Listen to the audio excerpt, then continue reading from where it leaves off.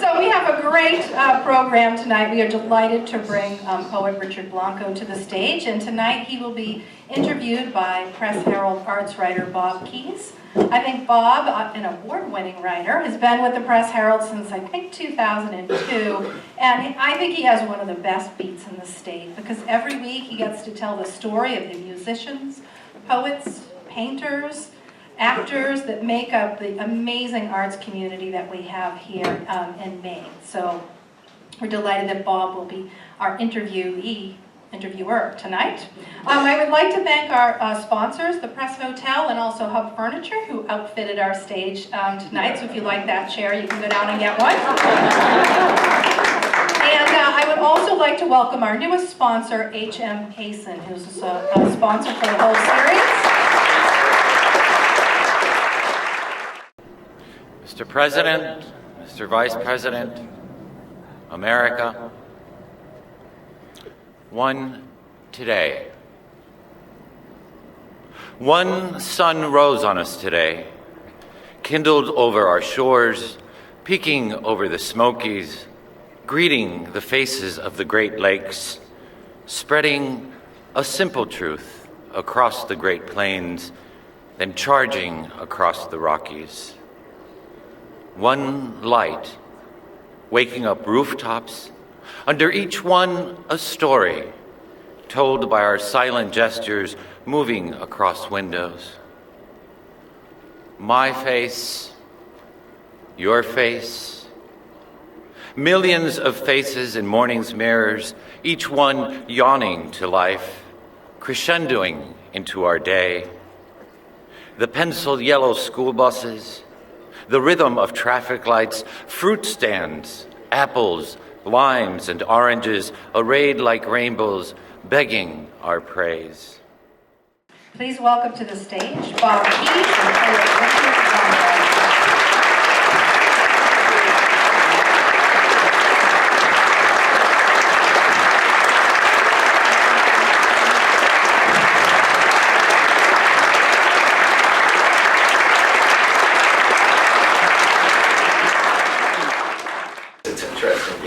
Maine is partly responsible for the inaugural poem.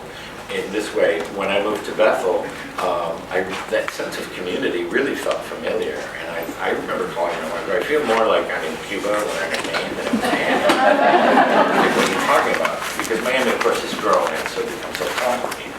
But I grew up in a very tight-knit community because we're all sort of exiles sitting around going, what the hell do we do now? You know, and trying to help each other. Like my dad got a better job at some place he'd call, try and get my uncle a job, and like we'd start to learn the ropes and really being there for each other. And my mom sort of showing up, you know, especially the elderly people, more elderly folks that came from Cuba with a little can of coffee or some costume jewelry, and that sense of community was so powerful. And so in a way, you know, that is my wish for in the poem is also this idea of thinking sort of as ourselves as a nation village, right, as a community, even though we can't always recognize that. And so Maine and Bethel in particular had a lot to rekindling that sense of community in myself that became part of the poem, very much so. You have been well treated in Bethel. Have you ever felt judged? No, you know, it's interesting because I expected to. I've never heard those infamous words, oh, you're from away. Everyone I've met in Bethel is from away. And it's maybe one generation, but certainly not 30 or anything like that. Should I? Sorry. Sure. Hello. Don't give a Cuban microphone. So where is it? Sorry, I'm sorry. Bethel. So yeah, I never felt I expected to, and it was really interesting because at first, you know, I told them I'm Cuban and I'm gay, and they're like, yeah, whatever. Like, they were more interested in the fact that I was a poet and an engineer. So I was like, but I'm Cuban and I'm gay. Okay, like that's fine. And it was really, I didn't want to be exoticized, and then I wanted to be exoticized. That's not a word, but it was really interesting as I would try to like, be different, and it was quite the opposite.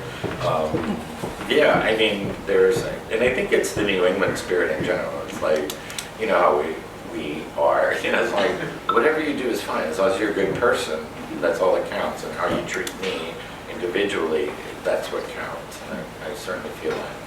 You wear a lot of labels, you have a lot of labels. Are you comfortable with those labels, and you feel a responsibility to the communities that you represent through those labels? Yeah, I'm like a weird guy when it comes to that. I love labels. Don't call me this, don't call me that. I'm like, I love labels. I think we got to be careful between what labels are, and I think we haven't quite defined what labels are, and what stereotypes are, and what prejudices are, and what bigotry is, right? So there's these layers. Labels are just sort of a functional way of thinking about things, right? And so now, I am a gay Cuban writer from Maine. Like that, I'm not from Bolivia. I'm not straight, and so why not own that? And I feel that sometimes when people want to take those labels away from you, it's kind of an underhanded kind of thing it's almost like a subversive idea of taking away your identity so that you don't have a voice. And I may be the only weirdo who thinks that way, but it's like I own those labels. Now let me tell you the story behind those labels. That you see those labels in a way are meaningless because we all love, we all hate, we all have triumphs and sorrows and losses and joys, and the idea is how do you expand on those labels? And so I take the opportunity to sort of not educate but to share, because certainly I don't feel like I need to know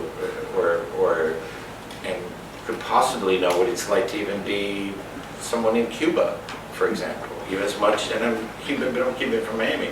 So as long as people approach you with those labels with an honest intent, and sometimes a little misguided or sometimes a little ignorant, but that's okay, because I don't know everything of what it's like to be from Maine, or from Uruguayan, or from, Czechoslovakia, so I don't expect people, I don't expect people to have, I don't hold them responsible to have that same knowledge. But if they're honest and they're just curious, and they might say a faux pas or two, but it's okay as long as the honesty. So I love carrying those labels because I think it gives us an opportunity to connect how we're more alike than how we're different. And I think when you fight labels, you're almost also defeating the purpose. You're saying, well, I'm like everybody else, yet you're not. Yet we are like everybody else underneath the surface, but we also need to celebrate our diversities, and this is sort of the challenge of the 21st century, is how do we acknowledge that diversity, celebrate it, and yet at the same time recognize simultaneously it's really about just being human. I mean, change the scenery, it's the same thing.